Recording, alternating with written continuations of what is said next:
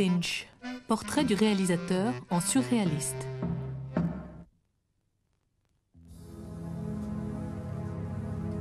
Un homme et une main. Une image qui apparaît comme une énigme. Voilà exactement ce qui caractérise le cinéma de David Lynch.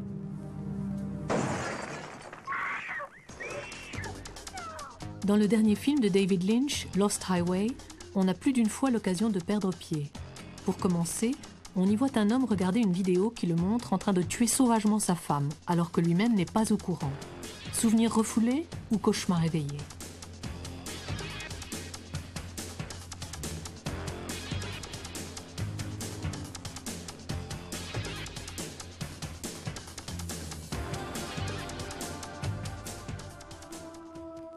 L'homme se retrouve en prison. Là, il devient soudain quelqu'un d'autre. Fred se transforme en Pete, et Pete rencontre une femme qui ressemble étrangement à celle que Fred a assassinée. Qui est-elle? Fred et Pete sont-ils une seule et même personne? Comment tous ces éléments peuvent-ils s'imbriquer?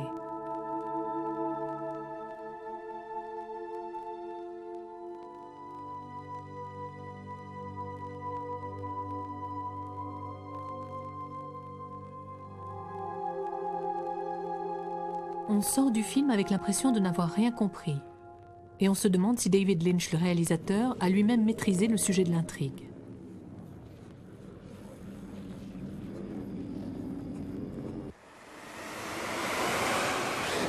Monsieur Lynch pourra-t-il éclaircir ce mystère? Non. Nous avons tenté de sonder les abîmes de l'imaginaire de David Lynch. Un monde où il se passe des choses incompréhensibles et où les images semblent affluer naturellement sans passer par le moindre filtre.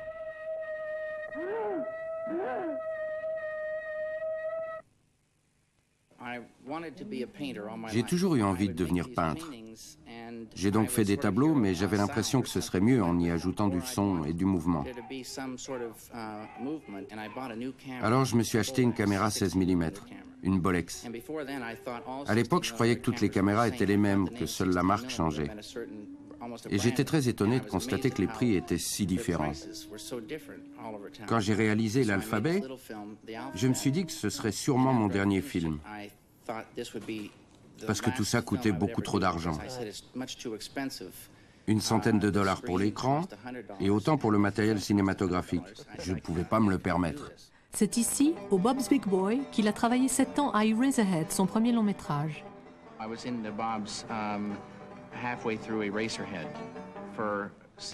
Pendant 7 ans, je suis venu tous les jours ici, à 2h30. Je buvais des tonnes de café très sucré et un milkshake au chocolat. Ça me mettait dans une sorte d'ivresse sucrée. Et je notais des idées sur des serviettes en papier. J'appelle cet état le bonheur granulé.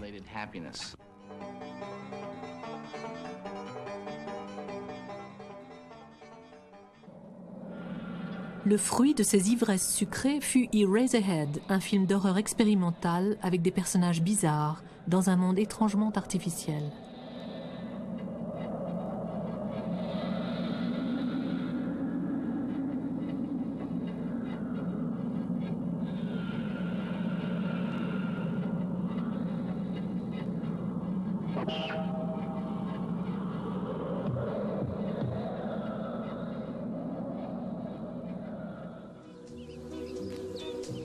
Neuf ans plus tard, il réalise un film aux antipodes d'Eraserhead.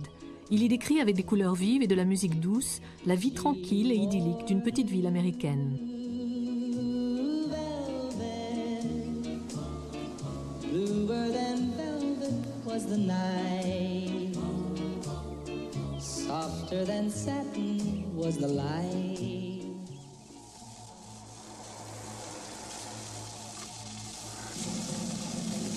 Derrière ce vernis, le mal attend son heure.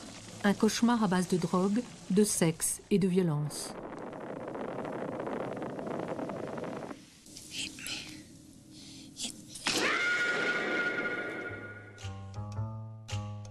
David Lynch voulait tourner Blue Velvet à Missoula, sa ville natale, dans les Rocheuses. Mais sa productrice a imposé une ville de Caroline du Nord, Wilmington. Dans le film, l'endroit s'appelle Lumberton, une petite ville américaine idéale où les gens peuvent s'adonner en toute tranquillité à leurs hobbies.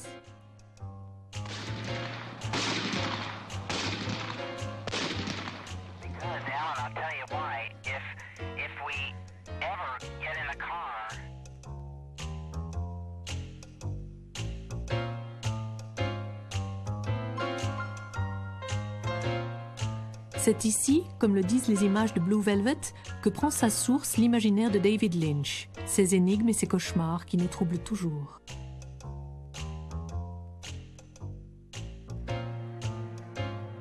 David Lynch n'explique pas non plus à ses comédiens la logique des images et des situations.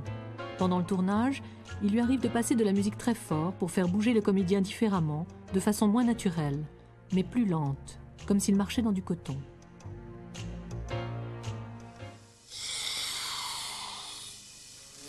La célèbre scène sadomaso de Dennis Hopper et Isabella Rossellini est devenue une sorte de manifeste. Ici, l'étrange a toutes les apparences de la normalité et vice-versa.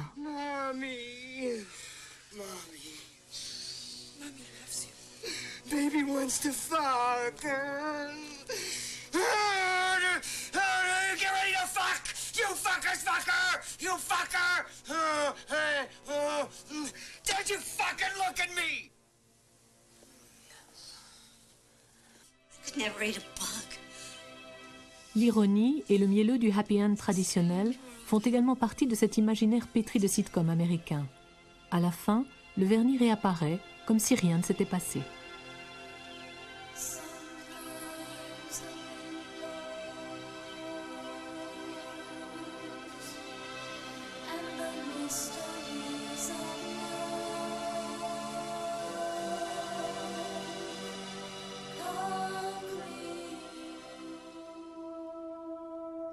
Pour tenter d'éclaircir le mystère David Lynch, nous partirons d'indices cachés qui apparaissent quand éclate le monde des sitcoms.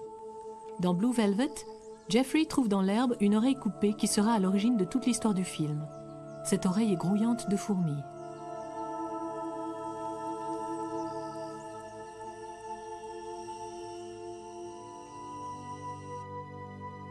Plus tard, on retrouve les fourmis dans une séquence onirique.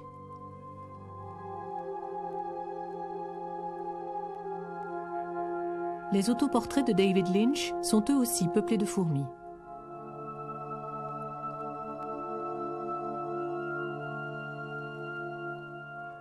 La fourmi est un animal fétiche des surréalistes.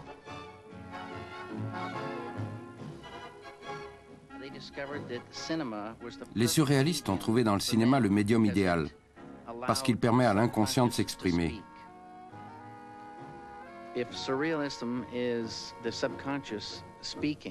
Si le surréalisme est l'expression du subconscient, j'en suis.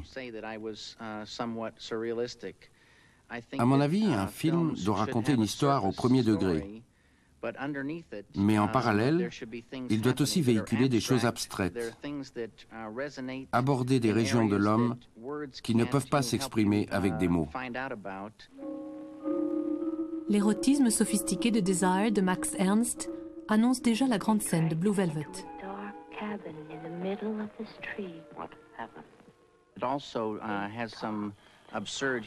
Ce film est plein d'humour abstrait. Il est très difficile de faire de l'humour dans une ambiance aussi onirique, parce que la plaisanterie peut très vite faire sortir du rêve. Les rapports entre rêve et ironie sont très subtils.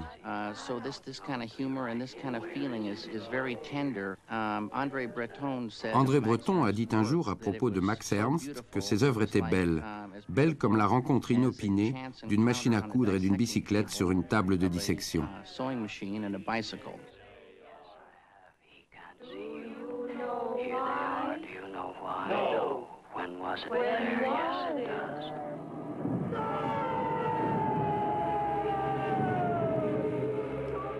Twin Peaks est dans la droite ligne de Desire.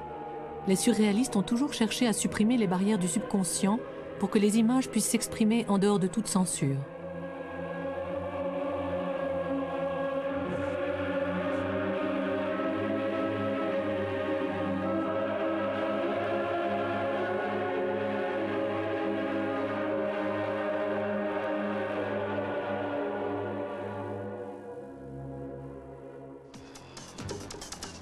Si on regarde le dernier film de David Lynch, Lost Highway, comme une œuvre surréaliste, il acquiert une beauté étrange et très particulière.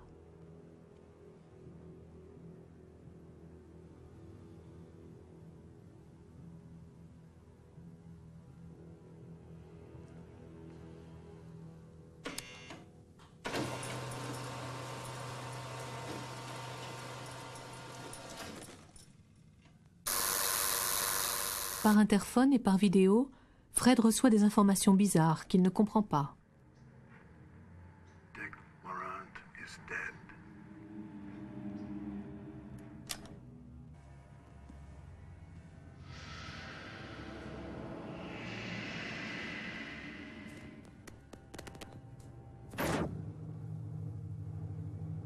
Les images vidéo sont le début d'un voyage intérieur qui fera apparaître, comme toujours chez Lynch, les choses les plus incroyables.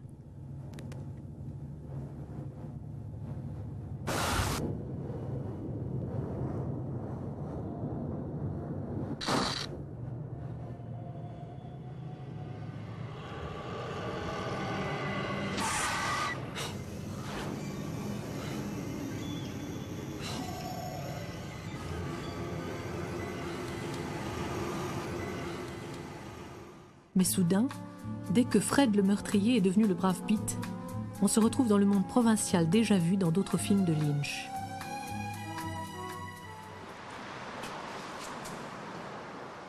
I'm leaving the caddy like I told you. It'll be done. You're my man, Pete.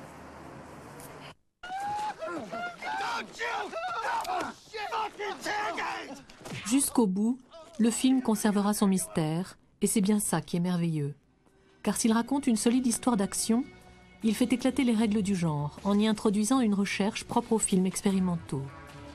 Lynch applique la logique d'Eraserhead à l'univers des sitcoms de Blue Velvet. Au milieu de cette bataille des images, le spectateur finit par perdre tous ses repères.